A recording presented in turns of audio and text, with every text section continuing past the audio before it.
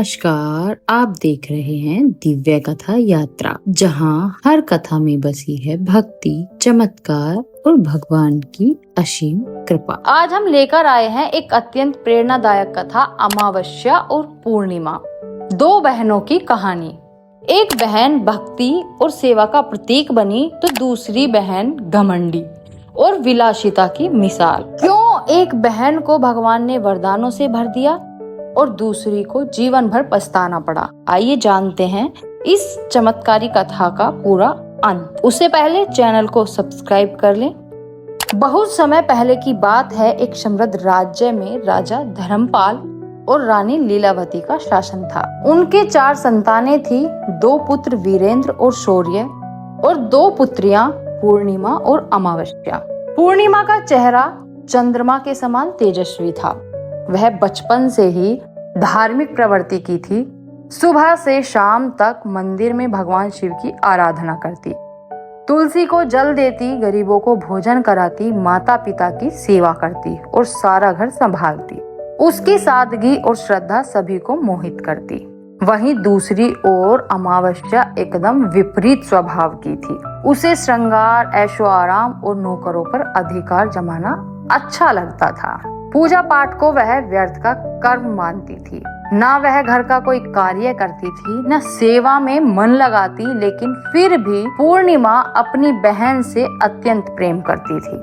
राजा और रानी का झुकाव अमावस्या और पुत्रों की ओर अधिक था। वे पूर्णिमा की भक्ति को कभी समझ नहीं पाए और उसे हमेशा उपेक्षित ही रखा। समय बीता, दोनों बहनें विवाह योग्य हो गई। राजा ने रानी के कहने पर अमावस्या का विवाह एक धनवान राजकुमार से और पूर्णिमा का विवाह एक गरीब किसान के बेटे से कर दिया। पूर्णिमा को विदाई में केवल एक पुरानी साड़ी और तुलसी का पौधा मिला, जबकि अमावस्या को सोने चांदी की पालकी, गहने और सेवक मिले। कुछ समय बाद अमावस्या ने अपने महल में भव्य शिव चालीसा का आयोजन कराया।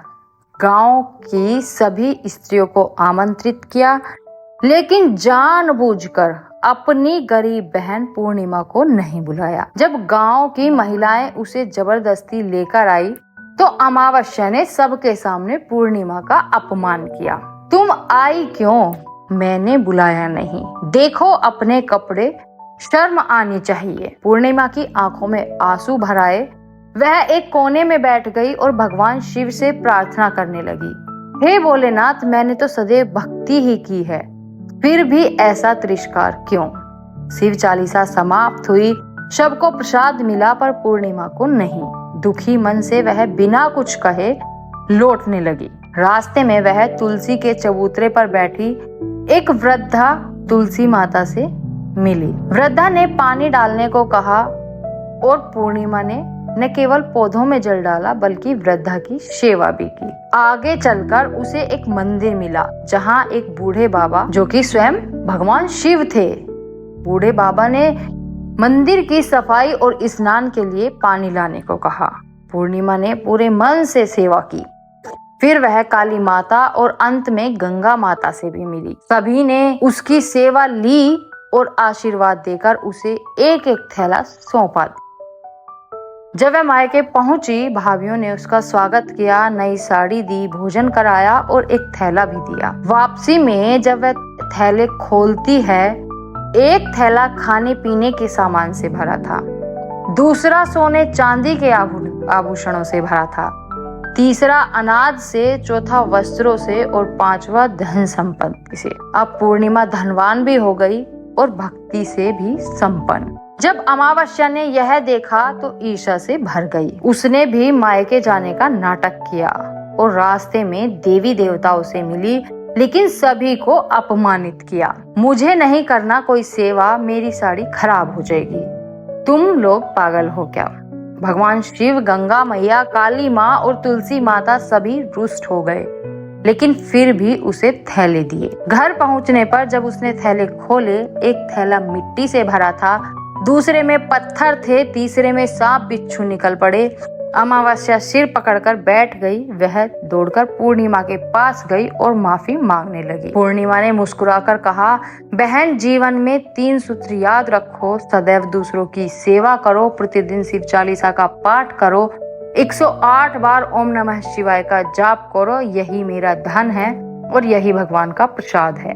जब अमावस्या ने अपने अहंकार को त्यागा, पूजा पाठ शुरू किया, सेवा में मन लगाया और भगवान से क्षमा मांगी, धीरे धीरे उसकी भी स्थिति सुधरने लगी। तो भक्तों, यह थी अमावस्या और पूर्णिमा, दो बहनों की कथा।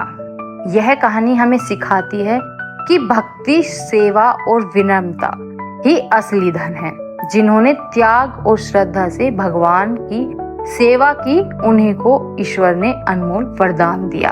अगर आपको ये कहानी अच्छी लगी हो तो कमेंट में लिखे ओम नमः शिवाय और हमारे चैनल दिव्य कथा यात्रा को सब्सक्राइब करना ना भूलें। इस प्रेरणादायक कथा को अपने परिवार और मित्रों के साथ शेयर जरूर करें और ऐसी ही कथाओं को सुनने के लिए हमारे चैनल पर ऐसे ही बने रहें।